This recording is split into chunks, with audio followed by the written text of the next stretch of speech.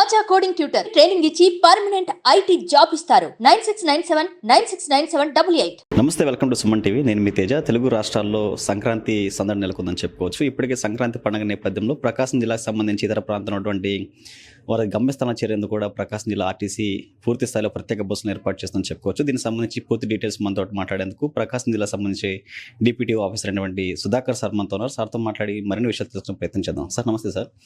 సంక్రాంతి పండుగ నేపథ్యంలో జిల్లాకు సంబంధించి వచ్చేటువంటి వారు ఉద్యోగస్తులు కావచ్చు, వలస వెళ్ళినటువంటి ప్రాంత ప్రజలందరూ కూడా తమ గమ్యస్థానం చేరేందుకు ఆర్టీసీ ఎలాంటి చర్యలు తీసుకుంటుంది, ఎన్ని సర్వీసులు ఏర్పాటు చేయబోతున్నారు, మీ మాటలో చెప్పండి. ప్రకాశం జిల్లాలో మరి ఈ ఏడాది సంక్రాంతికి సుమారుగా 242 బస్సులని ఆపరేట్ చేయడానికి ప్లాన్ చేస్తాం.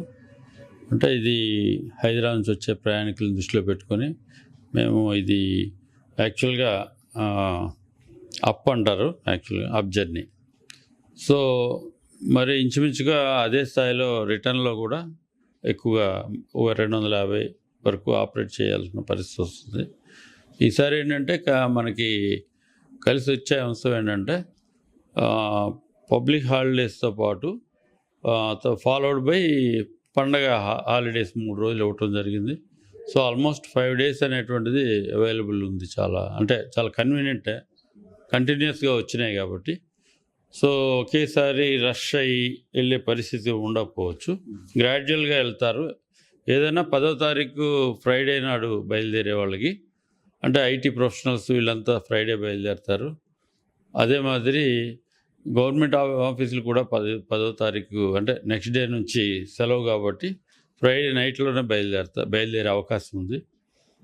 ఇకపోతే ఈ జిల్లాలో బస్సులు కూడా చాలా వరకు కొత్త బస్సులతో నవీకరించడం జరిగింది. రీప్లేస్మెంట్ రూపంలో వచ్చాయి. ఇవన్నీ కలిపి రీప్లేస్మెంట్, ఆగ్మెంటేషన్ కూడా, ఇవన్నీ కలిపి సుమారుగా 110 బస్సులు ఆర్టీసీ కొత్త వచ్చాయి. అలాగే 30 బస్సుల దాకా హైర్ బస్సులు కూడా కొత్తగా మారటం జరిగింది. కాబట్టి ఇలాంటి అవకాశం ఈసారి అది మనకి ఉన్నటువంటి అడ్వాంటేజ్. ఈ బస్సులన్నీ కూడా అదే కాకుండా ఈసారి మనకి గతంలో కన్నా ఇప్పుడు ఏంటంటే సుమారుగా ఒక 6 స్టార్ లైనర్స్ అంటే నాన్ ఏసీ స్లీపర్స్ కూడా యాడ్ అయినాయి ఫ్లీట్లో. అలాగే ఒక 6 కొత్త ఇందిరా బస్సులు కూడా పాత బళ్ళు రీప్లేస్ చేసి ఇంట్రడ్యూస్ చేయటం జరిగింది. ఇవన్నీ మనకి చాలా అంటే మనకి అవసరమైన టైంలో, అవసరమైనటువంటి నెసెసిటీ ఉన్న టైంలో ఈ మార్పిడి జరగటం ప్రజల్ని, ప్యాసింజర్స్ని ఆకర్షించడానికి చాలా ఉపయోగకరంగా ఉంది. తర్వాత ఆర్టీసీలో ఉన్నటువంటి ముఖ్యమైనటువంటి అడ్వాంటేజ్, యునిక్ పాయింట్ ఏంటంటే సేఫ్టీ పాయింట్ ఆఫ్ వ్యూలో ఆర్టీసీ ఉన్న రికార్డ్ అయితే చాలా మంచి రికార్డు ఉంది. నిరంతరం వారికి ట్రైనింగ్ క్లాసులు కానీ, లేకపోతే వాళ్ళకి పునశ్చరణ చేయటము, లైన్లో తీసుకోవటము, అంటే డ్రైవింగ్ ఇన్స్ట్రక్టర్ వ్యవస్థ కంటిన్యూ అవుతుండేది, నిత్యం జరుగుతున్నటువంటి ప్రక్రియ. సో ఆర్టీసీ మీద పూర్తి నమ్మకంతో ప్రయాణం చేయొచ్చు. ఎందుకంటే డ్రైవర్స్ ఎబిలిటీ కానీ, స్కిల్స్ కానీ ఎప్పటికప్పుడే చెక్ చేయటము, కరెక్ట్ చేయటం జరుగుతుంది. తర్వాత ఇప్పుడు మనం ఇంట్రడ్యూస్ చేయబోయే బస్సులన్నీ కూడా కొత్త బస్సులు అవటం వల్ల మనకి రిలయబిలిటీ పెరుగుతుంది.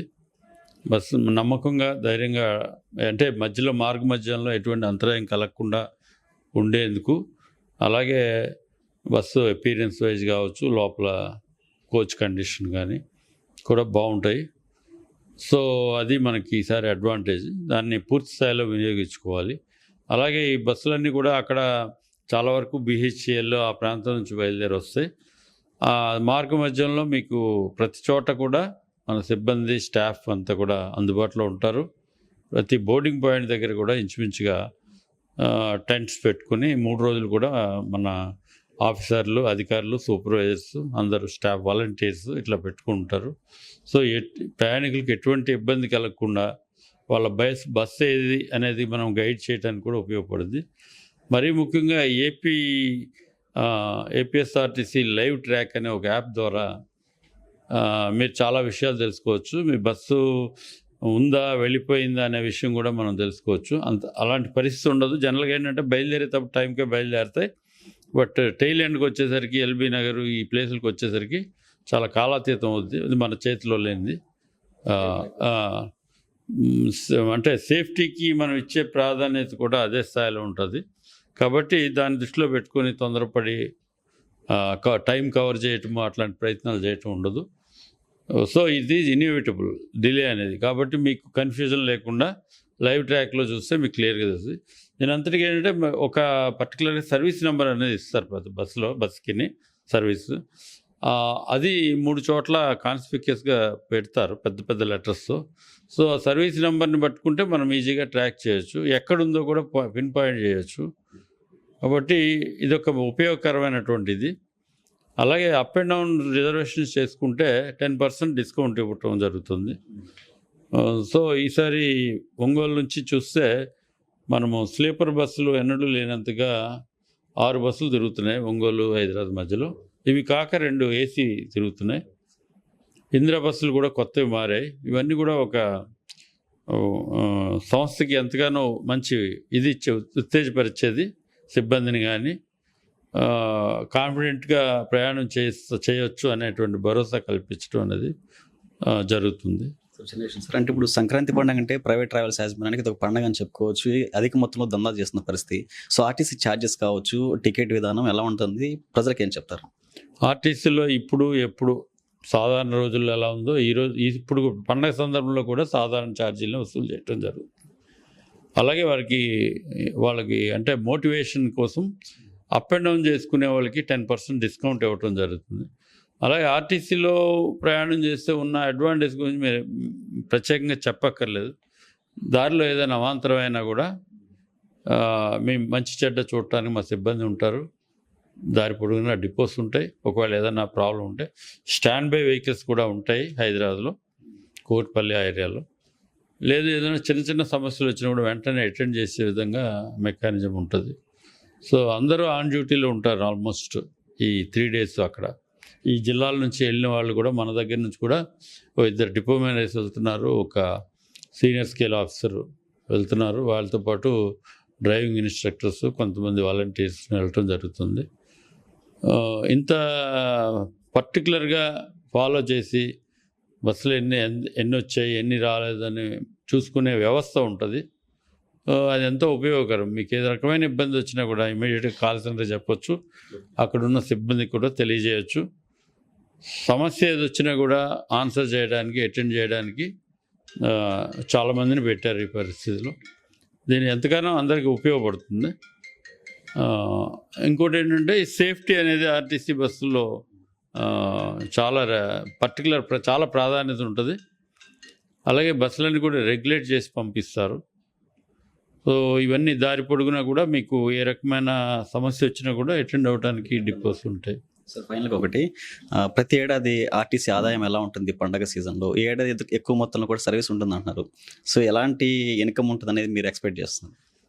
మేము ఇన్కమ్ గురించి దృష్టిలో పెట్టుకోవట్లేదండి. ఎందుకంటే ఇప్పుడున్న పరిస్థితుల్లో బస్సు లేదు, రాలేకపోయాం అనేటువంటి మాట రాకూడదు. సో ఇప్పుడు ఇచ్చిన 234 వెహికల్స్లో ఆల్మోస్ట్ 70-80 బస్సులు 3 రోజుల్లో వెళ్తాయి.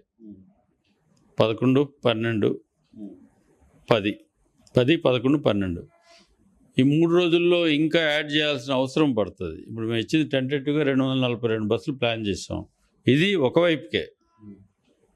సో అప్పుకి మళ్ళీ మేము అడిషనల్గా ప్లాన్ చేసుకుంటాం.